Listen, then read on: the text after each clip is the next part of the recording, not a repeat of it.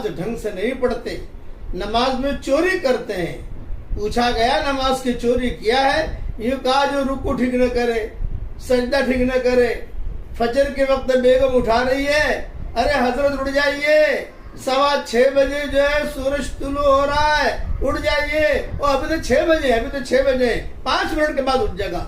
अब बेचारी फिर आई, उठ जाइए उठ जाइए, अब तो 10 मिनट रह गए, अब 2 मिनट, अब जो है 5 मिनट बाकी है, भागा भागा जाएगा, जल्दी वुजू करेगा। और टोपी का है, टोपी नहीं मिली तो बीवी की ओढ़नी सर में रख ली, अल्लाह अकबर करके नमाज पढ़ने के बाद बीवी ने कहा कि 6:20 तो हो गए हैं, सूरज तो तुलू हो गया,